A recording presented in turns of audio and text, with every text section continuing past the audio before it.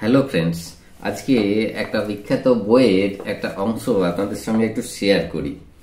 তো বইটাতে লেখা আছে একটা জায়গাতে, as the body start to become expose to the toxin. আমরা জানি এখন সবাই এটা জানি যে সবকিছু আজ দূষিত হয়ে গেছে, মানে মাটি দূষণ, জল দূষণ, বাতাস দূষণ, এমনকি ফুড অ্যাডাল্টারেশন হচ্ছে। এর জন্য নানা রকম টক্সিনগুলো আমাদের শরীরে কিন্তু প্রবেশ করছে।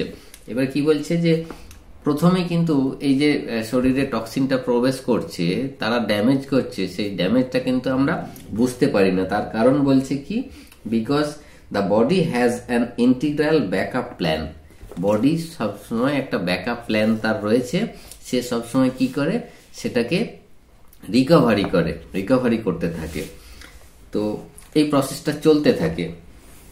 এবার কি বলছে, when damage to the cell of the body continue and overall function diminish to 60%, the body's compensatory mechanism can no longer take over the function of the damaged tissue। মানে এই ড্যামেজটা যখন 60% ওভার হয়ে যায়, তখন কিন্তু বডির নিজস্ব মেকানিজম রিকভারি করার, সেটা কিন্তু আর টেক ওভার করতে পারে না, সেটাকে আর ঠিক করতে পারে না। তখনই নানা সিমটম শরীরে কিন্তু দেখা দেয়, যেগুলোকে বিভিন্ন নামে চিহ্নিত করা হয়, বিভিন্ন ডিজিজ নামে চিহ্নিত করা হয়। তাহলে ফ্রেন্ডস, এই জায়গাটায় দেখুন যে 60% ড্যামেজ হওয়ার পর তখন সেটা সিমটম আকারে শরীরে দেখা দেয়, এবং তখনই প্যাথোলজিক্যাল টেস্টে ধরা পড়ে, তার আগে ফ্রেন্ডস নয়। এই বইটাতে কিন্তু পরিষ্কার করে সেই কথা লেখা আছে। এইবার দেখুন, তার মানে এখন যে প্যাথোলজিক্যাল টেস্টগুলো হয় উইথ ডিউ রেসপেক্ট, সেখানে আমি দু একটা কথা বলি যেটা আমার মনে হচ্ছে। দেখুন, সেখানে একটা রেঞ্জ থাকে, ডায়াবেটিস এত থেকে এত, মানে রক্তে সুগারের পরিমাণ এত থেকে এত।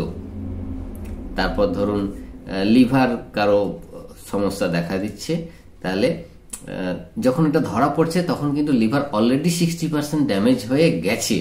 60%-এর উপরে গিয়ে ওখানে টেস্টে দেখা দিচ্ছে যে এখন লোয়ার লেভেল, সত্যিকারের লোয়ার লেভেল ফ্রেন্ডস ভাববেন না, কারণ অলরেডি এটা কিন্তু 60% উপরে, হয়তো 65-70% হয়ে গেছে, তখন দেখাচ্ছে লোয়ার লেভেল।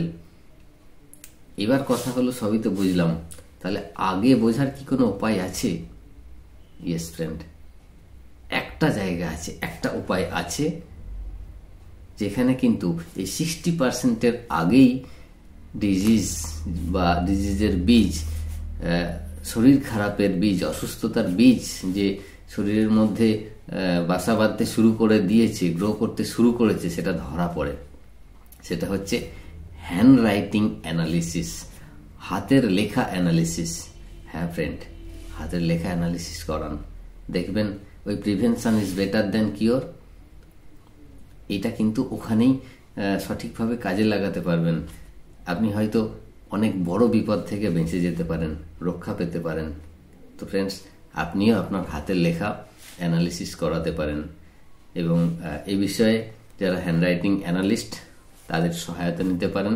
আর যদি চান আমি আপনাকে হেল্প করি, তাহলে অবশ্যই হোয়াটসঅ্যাপে মেসেজ লিখতে পারেন, হ্যান্ডরাইটিং অ্যানালিসিস। আমি আপনাকে প্রসিডিওর পাঠাবো, সেইভাবে আপনি স্যাম্পল পাঠাতে পারেন, এবং অবশ্যই আপনি কিন্তু আপনার অ্যানালিসিস রিপোর্ট পেতে পারেন ঘরে বসেই। সুস্থ থাকবেন, ভালো থাকবেন।